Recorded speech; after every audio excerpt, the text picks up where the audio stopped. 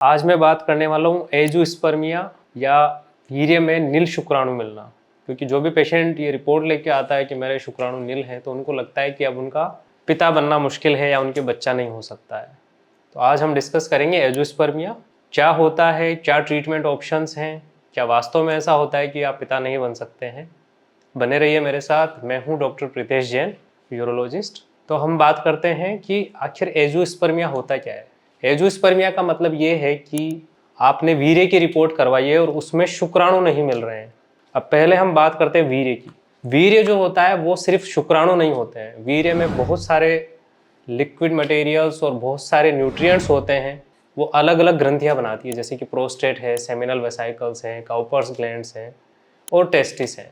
Testis जो है वो सिर्फ वही है जो सिर्फ शुक्राणु को बनाता है। तो ये सारा सब कुछ मिलके वीर्य बनता है। बट वीर्य में शुक्राणु नहीं है, इसका मतलब जो फैक्ट्री जो होती है शुक्राणुओं की वो है सिर्फ टेस्टिस। तो इसके दो कारण हो सकते हैं जिनको हम दो भागों में बांटते हैं। यदि वीर्य में शुक्राणु नहीं है तो या तो ऐसा है कि फैक्ट्री जो टेस्टिस है उसमें शुक्राणु बन ही नहीं रहे हैं, या दूसरा ये हो सकता है कि शुक्राणु बन तो रहे हैं मगर जो रास्ता है बहुत लंबा रास्ता होता है, वास डिफरेंस से होके वहां पे वो बन निकल नहीं रहे। इसका मतलब ये है कि कहीं ना कहीं कोई रुकावट हो सकती है। तो ये तो बात हुई एजोस्पर्मिया की कि आखिर एजोस्पर्मिया होता क्या है। तो अब जब हमारे पास कोई पेशेंट आया एजोस्पर्मिया का, यानी कि वीर्य में शुक्राणु नहीं है, तो अब हमें पता लगाना होता है कि आखिर ऐसा हुआ क्यों है, प्रॉब्लम कहाँ पे आई है। तो उसके लिए सबसे ज़रूरी होता है physical examination. Physical examination general जो चेकअप होता है, बॉडी चेकअप, वो करना होता है। फिजिकली एग्जामिनेशन में सबसे इंपॉर्टेंट है टेस्टिस, क्योंकि वहीं पे शुक्राणु बनते हैं। तो हमें एक्सटर्नल जेनेटेलिया को देखना होता है। वहाँ पे हम देखते हैं कि टेस्टिस सही जगह पर है भी कि नहीं है, उसकी साइज़ कितनी है, कोई हर्निया तो नहीं है, पानी तो नहीं भरा हुआ है, वेरिकोसील तो नहीं है। ये सारी चीज़ें टेस्टिस में देखी जाती है। दूसरा, उसकी जो नलियाँ होती है, वास डिफरेंस, एपिडिडिमस, उनको भी देखा जाता है। और जनरल बॉडी हाइट, वेट, उनका सेकेंडरी सेक्सुअल डेवलपमेंट हुआ है कि नहीं है, दाढ़ी मूंछ कैसी है, वो सब हमें एक आइडिया देता है कि उसमें हॉर्मोन्स की कमी तो नहीं है। ये सारी चीज़ें देखने के बाद अब हम आते हैं ब्लड टेस्ट के ऊपर। ब्लड टेस्ट में जो इम्पोर्टेंट ब्लड टेस्ट होते हैं वो होते हैं हार्मोनल एनालिसिस। हार्मोनल एनालिसिस में इम्पोर्टेंट होता है follicle stimulating hormone, FSH, LH, testosterone levels देखने होते हैं हमें, प्रोलैक्टिन, थायराइड, ये सब टेस्ट हम करवाते हैं।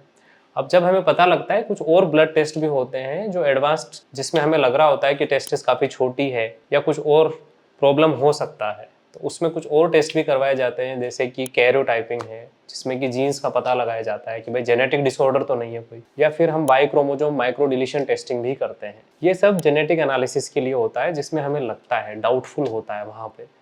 और जब डाउटफुल होता है, सोनोग्राफी भी कराई जाती है स्क्रोटम की, खास तौर से।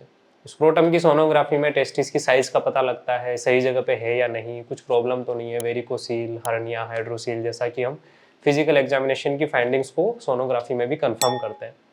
तो इस तरह से ये सारे टेस्ट किए जाते हैं कोई भी एक एजोस्पर्मिया का यदि कोई पेशेंट आता है। अब हम बात करेंगे कि यदि ऐसा सब कुछ है, एजोस्पर्मिया है, तो उसके लिए क्या ट्रीटमेंट ऑप्शन रहता है, क्या वो पेरेंट बन सकते हैं कि नहीं बन सकते हैं। अब और डिटेल में यदि एजोस्पर्मिया का पता लगाना है तो सबसे जो बेसिक चीज़ ये है कि हमें ये पता लगाना है कि टेस्टिस में आखिर शुक्राणु बन रहे हैं कि नहीं बन रहे हैं, क्योंकि फैक्ट्री वही है स्पर्म बनने की। तो हम सीधा क्यों ना फैक्ट्री में जाके देख लें। फैक्ट्री में जाके देख लेने का मतलब ये है कि वहीं से एक टुकड़ा ले लें। तो यह भी एक जांच का तरीका होता है। यदि हमने टेस्टिस में से टुकड़ा लिया है और यदि उसमें शुक्राणु आ रहे हैं, इसका मतलब टेस्टिस तो शुक्राणु बना रहा है, वो निकल नहीं रहा है, तो कहीं ना कहीं कुछ रुकावट हो सकती है। अब रुकावट पिछले किसी इन्फेक्शन की वजह से हो सकती है, क्रोनिक किसी को सेक्सुअली ट्रांसमिटेड डिजीज होती है उसकी वजह से हो सकती है, ट्यूबरकुलोसिस की वजह से हो सकती है, इजेकुलेटरी डक्ट होती है जहाँ से वीर्य निकलता है, वहाँ पे रुकावट हो सकती है। तो रुकावट चाहे कहीं पे भी हो, बट एटलीस्ट हमें ये आइडिया हो जाता है कि हाँ, टेस्टिस में शुक्राणु बन रहे हैं, और टेस्टिस में शुक्राणु बन रहे हैं तो ये बहुत ही पॉजिटिव फाइंडिंग है।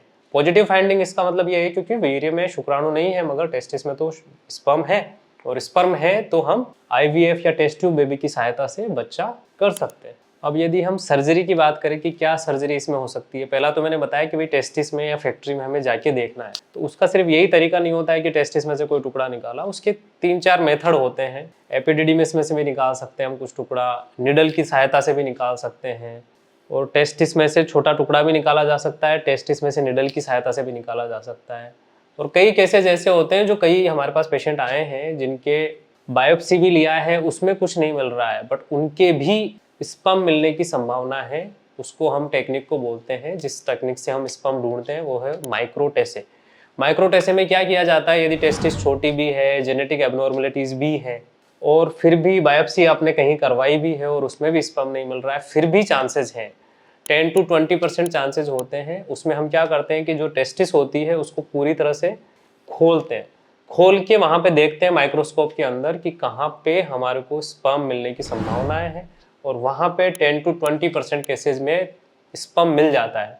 तो ऐसा नहीं है कि बायोप्सी कर ली है उसमें भी नेगेटिव आ रहा है तो भी आपके चांसेस हैं कि हम स्पर्म को ढूंढ सके माइक्रोटेसे की सहायता से।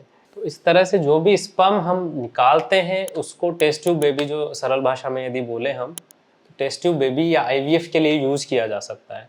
तो आज हमने यही जाना कि एजोस्पर्मिया क्या होता है, उसकी डायग्नोसिस कैसे की जाती है, और एजोस्पर्मिया का मतलब ये नहीं है कि आप पिता नहीं बन सकते, क्योंकि होपलेस आते हैं पेशेंट कि एजोस्पर्मिया नील शुक्राणु है, अब तो हमारा बच्चा नहीं होगा, डोनर के पास जाना है, डोनर के थ्रू जाना है। ऐसा नहीं है।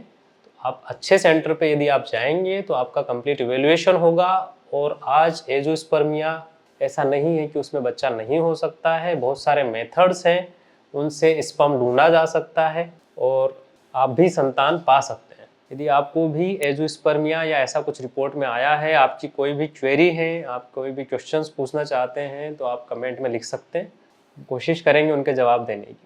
Thank you.